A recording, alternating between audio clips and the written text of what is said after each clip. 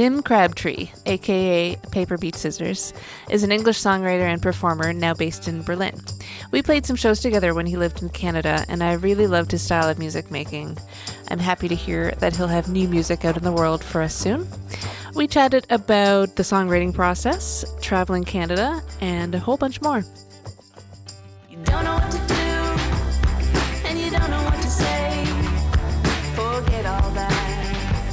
Start anyway. Spark that fire and build it high and watch it burn. Then let it die. Hey Tim, what a lovely room you're in right now. Are you in England or are you in Europe right now? I'm in Berlin. This is my studio in Berlin. I just repainted it. I'm so lucky I have this studio space, and it's got a window on either side. It's up on the third floor. I got views of the river here. It's like really, really bright, in a very dark, gloomy city, but I can't concentrate with that. So like, I need it to be nighttime all the time. So Yeah. I convinced my partner to help me just like paint the space really dark, including the Yeah. ceiling. And I still have the big, beautiful window, so I still get the light in there. But like I come in and just like a little calmer, a little easier. It's a little easier to focus. But yeah, this is my studio in Berlin. Lovely. Lovely.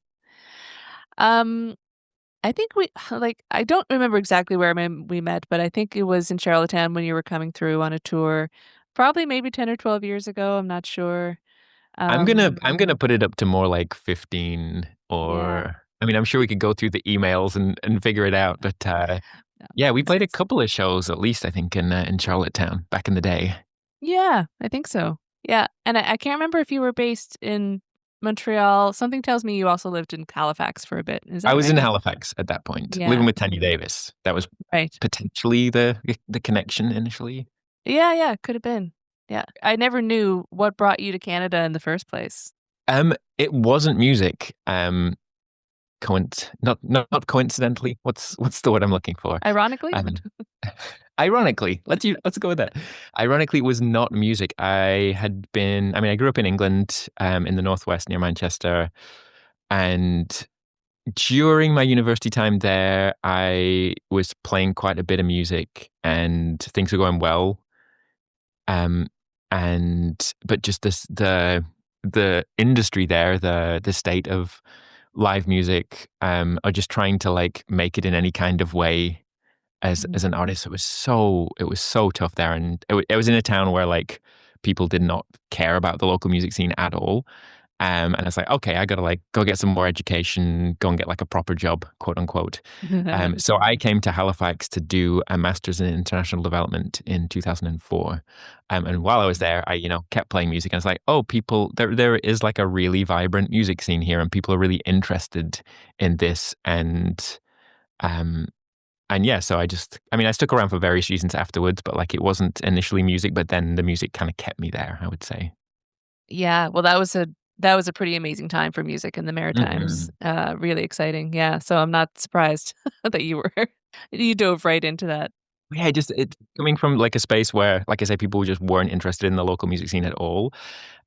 Just walking down the street, like shortly after I got there, and just seeing, like the Coast, which at the time, I don't think they have like a physical newspaper now, but it's like a free weekly newspaper, and there was like very often, if not like every week, like a local musician on the cover, and I was like, what? Like this is just that level of of just really showcasing what was happening there was, and that interest was just quite inspiring to me.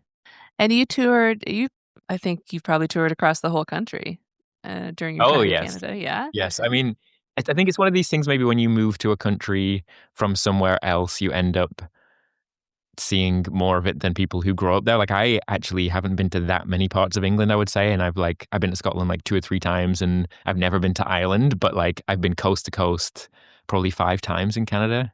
And those first few tours that I did were combinations of taking the bus and the train, and I never need to do that again. That's I know. That's a young person's game. I did yes. that too quite a bit.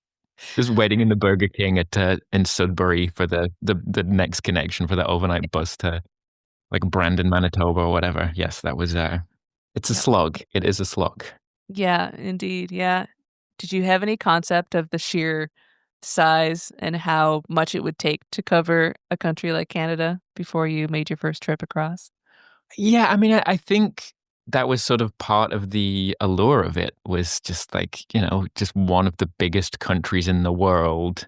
And it's like, I'm gonna get it's this thing to be like to say that you've done, traverse Yeah. an entire continent, east to west, pretty much.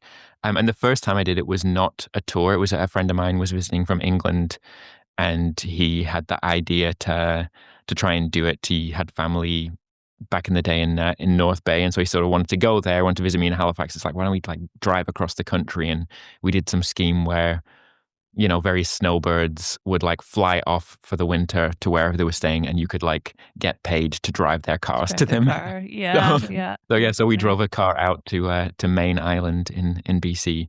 I did about like 3 days or something, and I remember them being like really annoyed with us because we were taking so long. And it's like, have you any idea? Like, it's so far. It's like 12-hour days every day driving, and yeah, that was quite the adventure. Yeah. I'm really interested in talking to you about how many different instruments you play because it seems like every video I pull up of you doing something new, you know, you're playing something different or you're saying that you're gonna be playing this instrument with these, this crew or and and also your choices for instrumentation in your songs too is quite diverse. So I feel like maybe there's some, like, orchestral or big band kinda training in your past. Can you tell me a bit Uh, about that? Not really. Like the music programs in schools in the UK when I was growing up were just like pretty much non-existent. I always give the example that like when I did like we had a school musical like the last couple of years of high school, and one of the years the band for that was me playing the drums, which was not really my main instrument, the music teacher playing the piano, and my friend playing the bass, but he couldn't read music, so I had to like write down like the tablature for the for the notes for him. And like that's I don't know, I feel like that's like an example of like how much music was valued in the school that I went to, and like that you couldn't even like put together like this was a two-person band for the school musical for like the one like musical event of the year. So like yeah, it was always sort of fascinating to me seeing TV shows and movies of stuff in the States and Canada of like yeah, kids like in these big orchestral projects and whatever, because that just didn't exist.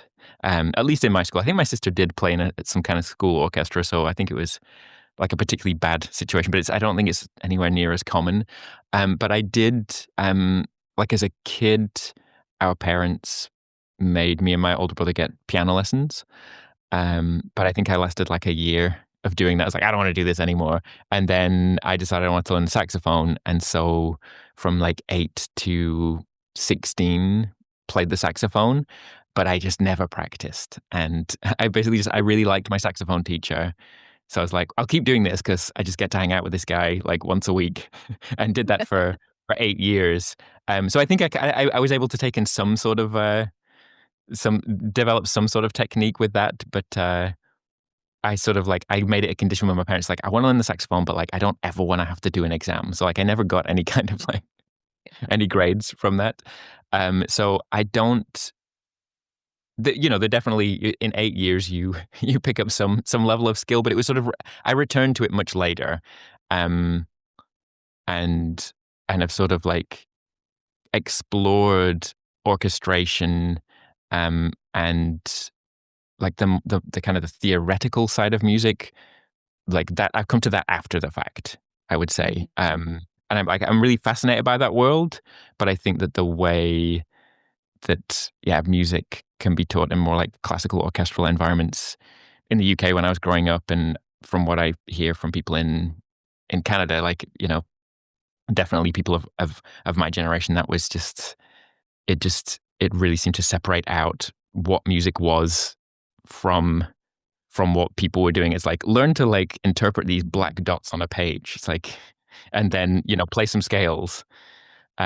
So yeah, I was very resistant to it for a long time and only really got into music when I started playing the guitar, and that was like just by ear. Like listening to some REM songs and then being like, I can play that melody, and then just kind of taking it from there. It's like, oh, now I get it. Now I understand what the point of playing music is. So it took a long time to kind of come back around to, yeah, embracing the orchestral side of things. But it was all done initially in a quite DIY way, getting musicians to play along with me and be like, I can play the clarinet like quite badly, but like I can do like these 5 notes and hopefully not make a horrible squawk as I do it.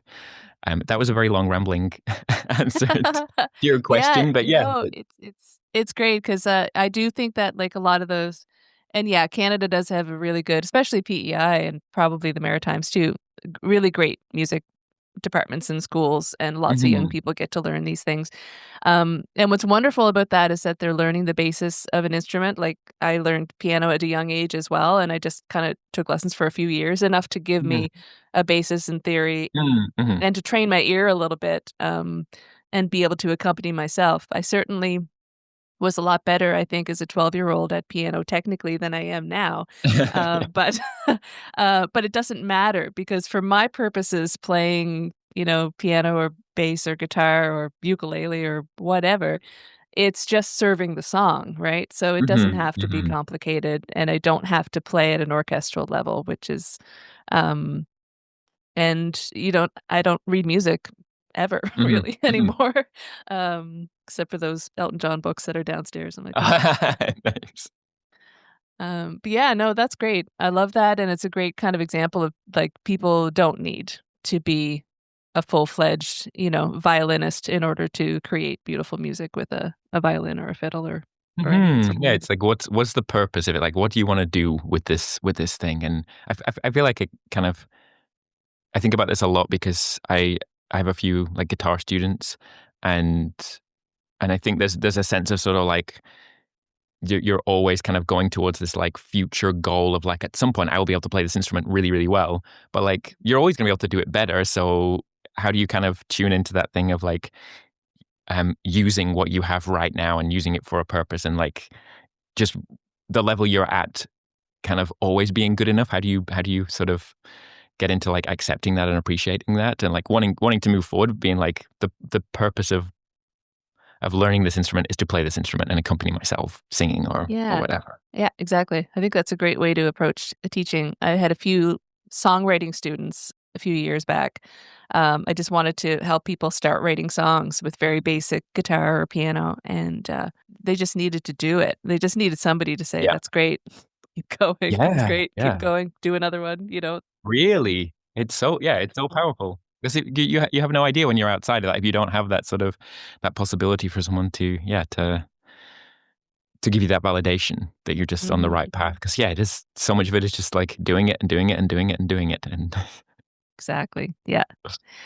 Now, that beautiful piano behind you, I noticed in Mhm. one of your newsletters that you're going back to some of your older songs and kind of revamping them for piano. Have you been playing more piano than anything else Oh, recently? so much more piano.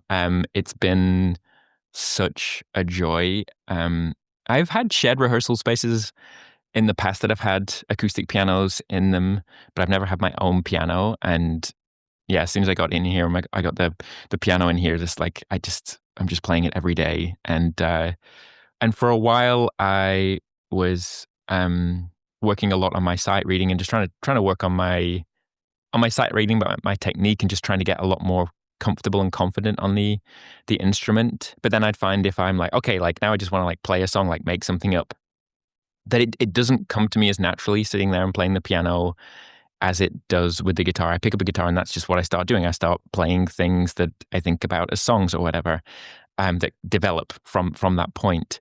Um, so I had the idea a few months ago. Well, why don't I go through my entire back catalog and like just like try out all the songs that I have already on the piano, and I'm sure some of them will work well in that environment, but also I'll be sort of connecting these things together a little bit, like playing this instrument, but like playing this instrument to serve a song.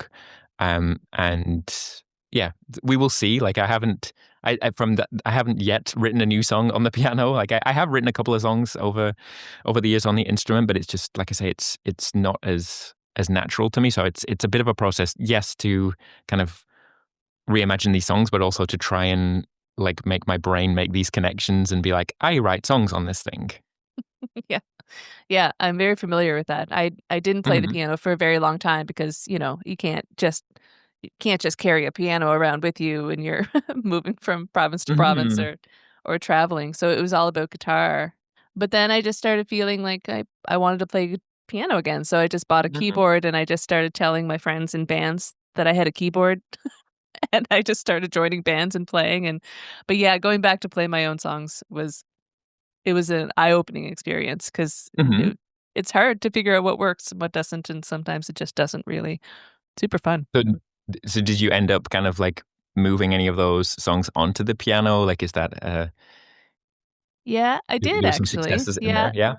Um, Now I don't do a lot of performing at all anymore, and I don't do a lot of performing on the piano. I think I've only done a couple of shows where I had a Mhm. piano there where I was playing my own music, um, which was a lot of fun, but at the same time, it's just it's just so different from playing guitar when you've been writing all your Mhm. songs on guitar and that's been your best friend for, 20 or 30 years. It's pretty tough to be comfortable, being so vulnerable on the piano in front of people, but Mhm. I'll do more of it in the future, I'm sure. It seems to me so much easier to play a wrong note on a piano than a guitar. Like, they're just all there And just so much waiting to be louder. hit at any moment, any moment. Exactly. There's so many. I wanna talk a bit about your live stream. You started Mhm. this, weekly, right? Back in, when the pandemic was on the Yeah, rage? it was like it when I think about it at the time, it felt like I waited so long to do any kind of live stream concert, but, like, actually, it was, like, a few weeks in, basically. It was like but everything was just so concentrated at that point, we're, like, just on our phones and computers so much, just like, what's going on in the world? And, Yeah. quite a few other people had started doing different live streams online, and I didn't particularly have an interest in doing it. Um, but then I was just like, I just wanted to connect. At the time, I was living in Montreal, and all my family's in England. Um, and it just seemed like, well, I'll do one of these things, and I did a Zoom show initially. So like, you had like everybody had their cameras on, so I could see everybody, and that was really really cool. Um, but yeah, at the end of the stream, like a lot of people were like, "When are you doing this again?" And I'd thought like, "Oh, this is just like a one-off thing. Like I'm not gonna do this again." But like just chatting to some people afterwards, it was really powerful for them. I found it like a really great connecting experience. And then I have a label in Austria, and they were doing a thing where they were like letting their artists take over their YouTube channel. So I did a stream on that, and that I found even more connecting because I couldn't see everybody's faces there, but like I could see the chat coming up, and it felt like it sort of blew my mind because it's like, oh, this is like way more personal and way more interactive than a live concert. Because when I'm sitting there playing my songs in a in a venue or whatever, like nobody's like saying like, "Oh, I'm just cooking a sandwich," or like Hello from just Texas or yeah, whatever. yeah, Yeah. just any little things, and people like the barrier feels like much lower. I think for people to sort of try to interact with you, it still feels. I think it feels a little bit vulnerable making typing anything. Like when I watch concerts, I'm like, oh, should I write anything? Um, but yeah, I that it really sort of surprised me because I was expecting it to feel much the opposite. But like those were my best moments of connection in that time where there was so little of it, and it Mhm. really helped keep me going. And it just became an easy thing to do to be like, well, I'll just say I'll just do it every Wednesday at 3 p.m.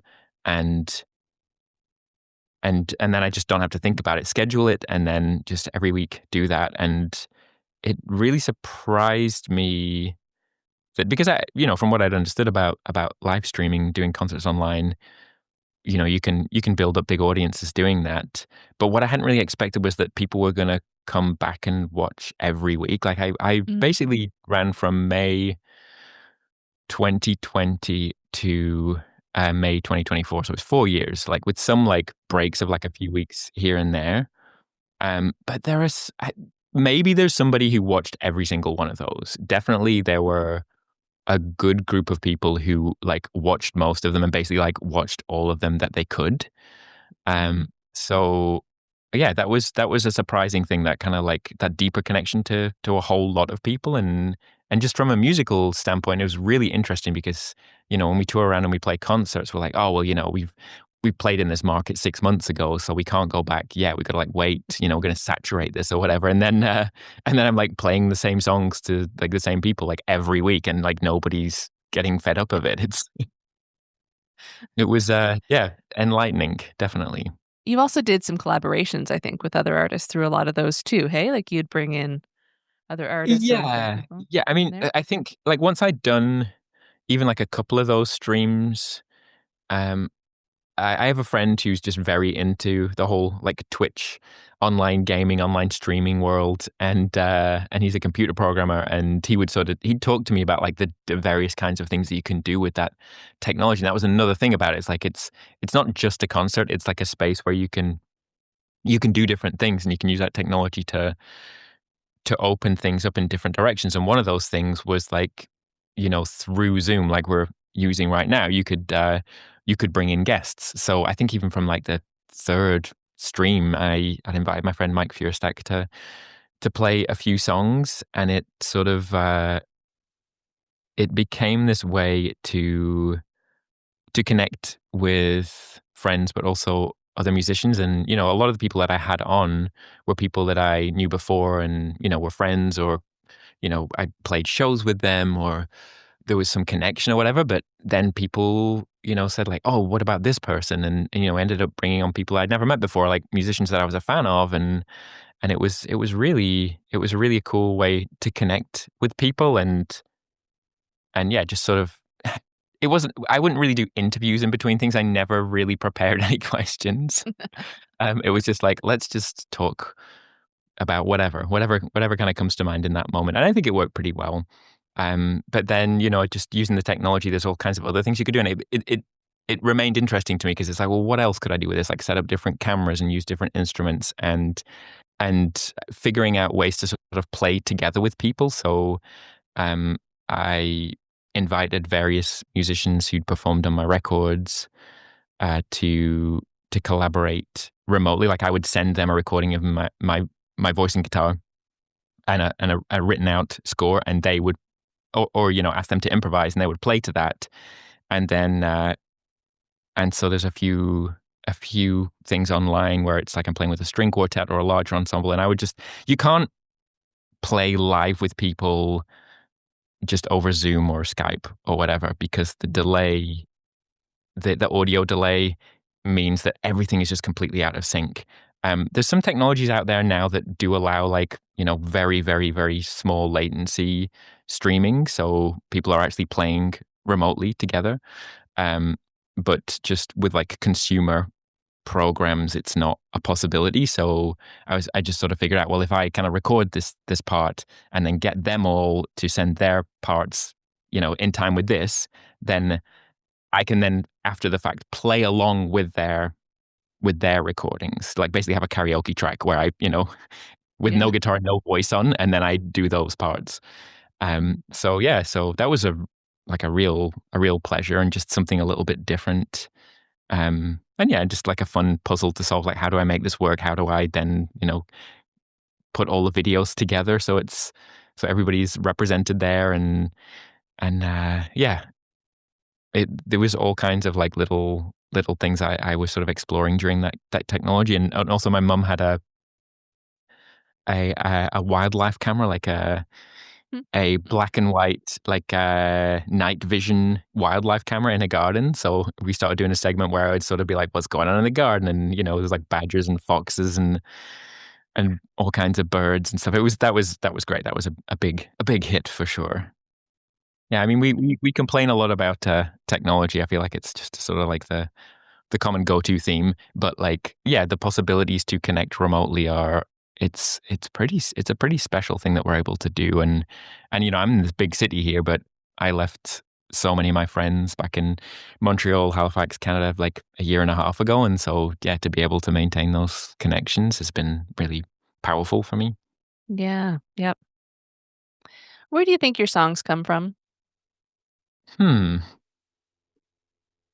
It almost feels like the kind of question that I don't want to think about, because like I feel like if I actually got into it too much, then they would just stop. Like it would Magic like would end. somehow curse it. Um, yeah, I mean, I very much write by playing, by sitting down, usually with a guitar, and just coming up with something and then singing over the top of it. And it's like I kind of have to get into some sort of state. I mean, that sounds like way too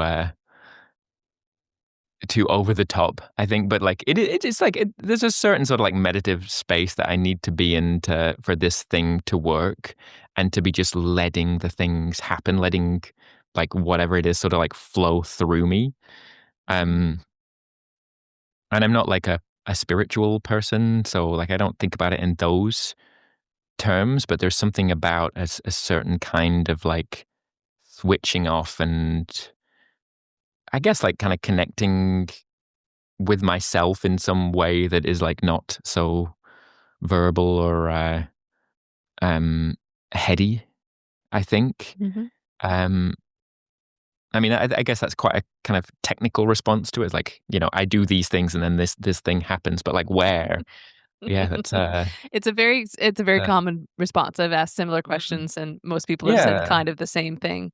Does it get easier, do you think? Like, can you get yourself into that zone more and more with practice over time that maybe it was, 15 or 20 years ago? Or In some ways, Mhm. yes. I think there's something about like having just done a lot of stuff already that's like I know that this stuff can work, but it can be very easy at the same time. Like if I've gone a few weeks without something coming out, like I'm never going to write a song again. But there's been this wonderful practice that I've had the pleasure to be involved with twice in the last year. Um, I was invited by this singer Ali Levy in Montreal. Her stage name is Adalea, and she sort of like coordinated this group of like a whole bunch of different musicians. And she calls it like the songwriting method, I think. And I don't know if it's like coming from something before her and she's referencing that, but I'm just kind Mhm. of doing it through that group. But basically, there were a whole bunch of musicians involved, and you have 1 month where you have to write a song and submit it every 3 days. So you end up with like 10 songs at the end of the month. And she kind of provided a bunch of prompts. So like day one, do this thing, day two, blah, blah, blah. Um, and they were usually quite thematic, like write a song about this, write a song about that. Like write a song about the color, a color of your choice, or write a song about the end of your life, like these sorts of things. Um, and that's never been an approach that I've taken.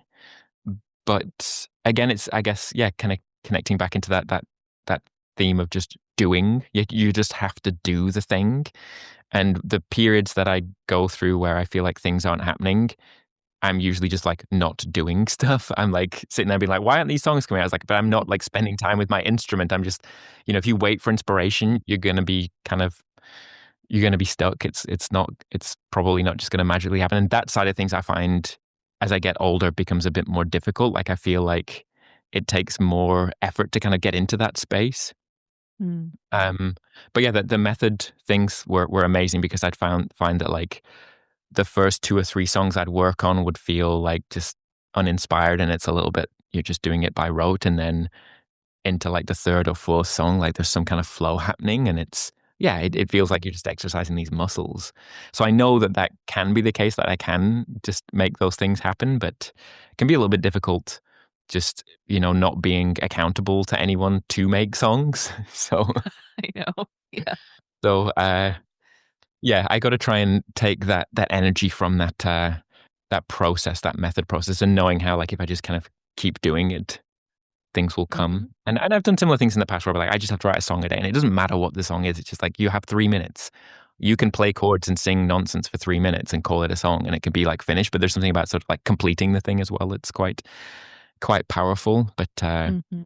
yeah, certain aspects of it feel much harder as I get older. But also like intellectually, I know that these things can be done. So just got to sit down and put the hours in. Yeah. I'm wondering if there's anything like outside of writing songs, um, like you've been writing, making music, and touring for quite a while. Is there any other part of it that maybe gets easier as you go of any of that? Or any Oh part yeah. of it that gets I would harder? s- I would say definitely. I think there's I've been really enjoying trying to get better at the instruments that I play. Mhm. Um and I think I'd always avoided that when I was younger. Like there were a few people in my life who were just like, virtuosic players, and they were like, look at this thing that I can do. It's just like really, really, really fast. And Mhm. and I was just like, whatever, man. I just want to like express myself. Um, but but there's I feel like it was only really recently that I made this realization that like if I can play my instrument more competently, if I can kind of like that it gives me that capacity to kind of like have an idea and like express it more quickly. So, if I'm not like sitting there and I'm like, I've got this little thing going on, I've got some chords, and then I don't know where to go for the next thing, or I try to do something, I'm not capable of it, you can just like lose the flow. Like I Yeah. think getting better at my instruments really makes that process easier. Or if I'm trying to do something, I always want to sort of capture songs early on, because I feel that there's a certain kind of energy when the song is first coming out. Mhm. So I don't think it's useful to like try and record a song like a year or so after it's been written and you're just kind of like trying to replicate that magic. So if I can play my guitar better and I can sing better, then if I can, and then also if I can use the recording technology that I have at my disposal better, then when that idea comes, I can record like a good version of it more easily. And like while that energy is still there. So I think this Mhm. is something just like in focusing on that and like, getting better at the instruments, it makes it makes kind of the that songwriting and capturing easier. And then playing with other people as a collaborator as well. Like I just feel so much more confident than I did 5, 10 years ago. Um, Yeah. just being better at those instruments. Like I trust myself, and yeah, and like really through teaching, like my theory has improved so much, because when people have questions and I'm like, I have a kind of vague understanding of this, but then I need to be able to explain it better. It like forces me to go a bit deeper and understand it from lots of different angles. Mhm. Um, And like I say, kind of having just done a lot of this stuff before, a certain kind of confidence of like, no, no, like I can be in this space. Like when I was first getting started, I was like, do I have a right to be on the stage with Mhm. whoever, or do I have a right to be, to be playing to people? Like, is that sort of insecurity around things? So yeah, feeling like I have a confidence and not a right to be there, but like that. I can't think what the word is, but it's not unreasonable that I am Yeah. there Yeah. playing my songs or accompanying someone else. Yeah, I feel that as someone that doesn't play much anymore, I did one show this year, and preparing for that show was almost, like, excruciating because there was so much of, like, Mm, "Do I know how to play guitar anymore? Do I d mhm. are my songs actually good? Why do they want me?" And all of these things, but thankfully, I have a reasonable voice inside my head that quashed all those, and I Yeah, went and did you it, have to and it listen to was that great, voice sometimes. but it's there, it's always there, Yep. that's hard. I know that you have a few like, you're connected to a few at least one music label, maybe a couple, but Mhm. I'm sure you do a lot of your own booking of shows and businessy things as well. How do you balance the creative side and I find the that business side? such a tough challenge. I remember when I was back in Halifax, when I was like first kind of like switching over to be like, okay, I'm going to focus on the music here. I was working like a 5 day a week office job, and I would be like, okay, well, like, on the weekends and my evenings, I'm gonna like put all of my attention to the music. Um, but I would find that sort of like, Saturday, I'm just in a different kind of headspace from like having just like finished that week of Mhm. like administrative tasks or whatever, and thinking in a certain sort of way. And then by like Sunday evening, I'm like, okay, like I'm into a flow with something here. And then I'm like back to work, and then it takes me like a couple of days to switch over back into that way of doing things. And I thought, like, well, if I'm just doing the music, then I can just remain in that headspace all the time. But the problem is there's so much administrative stuff to do to Mm. get by as an artist Yeah. that I still find that I'm also I don't I struggle to kind of like move between those headspaces because I do think that they just require different ways of approaching things. Mm. And I'm not very good at sort of like separating these things out and being like, I'm going to do a solid day of this thing and then do this. I'm constantly I'm very scattered and like reaching around. It's like, oh, I'm going to do this thing now, and just having these ideas. And then, so just be like, I'm just going to work on the music now and shut those things out can be a tricky thing. But yeah, and I think there's a certain sort of like a work ethic cultural dimension where it's easy to feel like, oh, I'm sitting at my computer and I'm sending emails to people and like that is like valuable work and this is the Yeah. thing that I should be doing.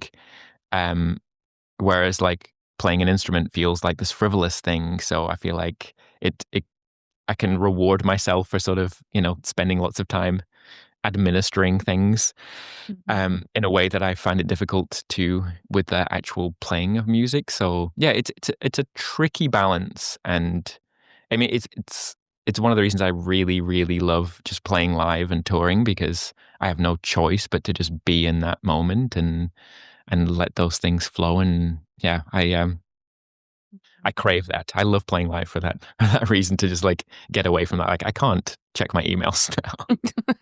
Yeah. Must focus on audience and song. Yes. What made you decide to translate a bunch of your songs into Spanish for a new album? This was this is 2021, I think, right? That you Yeah, 2021, that was the when the Spanish EP got released. Um, it's a little bit blurry. I feel like the idea, like I had learned Spanish for the aforementioned masters. I went to Argentina and did some Mhm. field research out there. Um, and yeah, I love the language. I think it's a really beautiful language. And I think maybe there'd just always been some like there's definitely at times where I've sort of like I don't think anything got released, but like some demos that I had where I was had little phrases in different languages, or like I mean, most specifically in Spanish, I guess, at that time, and it feels like a very comfortable language to sing in for me. Um, and yeah, I think there'd just always been an idea of like I'll do something with Spanish at some point. Um, and then yeah, the when I when I recorded the last album, well, with all the albums, like you're always supposed to, from a like music business side of things, you're supposed to have instrumentals of your Mhm. songs, instrumental mixes of your songs, so that if you get opportunity to place a song in a TV show or a movie or something, then they can mix it in, and so you've got the instrumental playing while there's the dialogue, and then the couple kisses or whatever, and then the singing comes in. So you got to have like those instrumentals. So I had those, and I was like, yeah, why don't I translate this stuff into Spanish? Or just have a go at it and see what happens. And I think one of the key moments that like really gave that some legs was I absolutely adore the song "Just Another Day" by John Cicada. I don't know if you remember this from the early Oh, '90s. yeah, sure do. For some reason, as like a 9, 10-year-old, I was like really into music by like really macho seeming men just like screaming at the top of their lungs about like the lost love of like their Yeah. heartbreak and stuff. I like, which I can't make any sense of, but like, yeah, that was like a bit of a period, I think, where there was quite a lot of songs like that, like a certain kind of power ballad. um, but like that one like remains a big song for me to this day. Um, but yeah, I was at a friend's house and she also was really into that song, and we just noticed that there was like a Spanish version of it. Yeah. And he's like a Cuban singer, so I was like, oh, they must have done that first. But I guess like Just Another Day was like a big hit, and then the record company's like, oh, we should like translate this all into Spanish and then release it as Mhm. well to reach a whole like Latino audience, and I think it was something about that. It's like, oh, he translated that stuff into Spanish. Like, why don't I translate my stuff into Spanish? I mean, I'm not a native Spanish speaker, so obviously it makes less sense. But it was more just like a little seed to kind of like push that thing along. Mm-hmm. And then it became like a really useful thing in the early days of COVID because, you know, we're really, really limited in what we could do. And that album had just come out and I had the time to kind of just do a little project like that. So work on the translations with some friends of mine, some like actual Spanish speakers, just to check things. What I always described when I was working on that is like I had to make sure that the songs passed the cat shit test because I mean, and like you need to do this with songs in your native language as well. And that's where I have the phrase from. Like I was working on a demo once and it had the phrase catch it in it. And then just like listening back, I was like, that sounds quite a lot like catch it. Yeah. So I wanted to kind of like check in with my friends that the translations were, you know, they made some sort of sense, but also that I wasn't singing anything like horrendously embarrassing unknowingly. Yeah. So yeah, like once it had all passed the catch it test, I put it out there. I think there's maybe something fundamental into like my approach to music as well that made me interested in singing songs in other languages. In that the music that I got into most, you know, when I was like 12, 13, when I was like really, really getting into music, most of it was stuff where like the lyrics weren't that important to me or were kind of secondary. It was like really sort of like the sound of the voice and the expression in there. And I was really into like a lot of early REM and like where Michael Stipe is famously like not actually singing words half the time. And, you know, they didn't have a lyric sheet until, I don't know, like Green or something like that, like 10 years into their career. And, you know, he kind of like, yeah, he did many, many albums where there's a lot of stuff in there that isn't really words and would make stuff up live. And I sort of like followed that approach a little bit. And so it's a little bit like, oh, well, if I sing in this different language, then like it's for Spanish speakers, but it's also for English speakers. Like what's there? You know, how do they respond to this stuff? Like I want the stuff to work even if you have no idea what's being sung about. I'm wondering if you want to share a little bit about what's going on for Paper Beat Scissors in the new year. All being well, I will have a new album out next year. I'm probably 3/4 of the way there in terms of what's recorded for it, which is about time because the last song came out in 2019. So we're going to be looking at like a 7-year gap between records. There will be some shows, a couple of things in Germany in June. And yeah, much wider touring. I moved to Germany a year and a half ago, and a big reason for that was I play so many more shows over here, and I can play so many shows over here. It's just much more feasible. So next year I will be playing around a lot. So, you know, I would say just like check on the socials. Ideally join the mailing list, which there's a link to on the Instagram or whatever. You can go and do that because that's the easiest way to like actually make sure you get the messages, as this conversation proves, I would say, because the reach out came from the mailing list. So yeah, long live the mailing list. Long live the mailing list. I'll put a link as well to that, yes, to your website on this. Perfect. Yeah. But yeah, shows, touring. I've been playing quite a bit with this artist, Laurie Torres. I'm playing clarinet with her. I was involved in producing her record, and it's been going really, really well. Like BBC Radio's been playing it a lot, and she sold out her show in London in December. So yeah, she's got a few festivals. So Laurie Torres, Torres. I will probably be around playing some shows with her. Awesome. Well, thank you so much for making the time. This was super sweet, and I'm glad we got to chat after so many years. Yeah, such a pleasure. It's nothing and everything. It's a gentle sigh and a scream into the void. It can leave you. It can be you if you let it. You don't know what to do and you don't know what to say. Forget all that.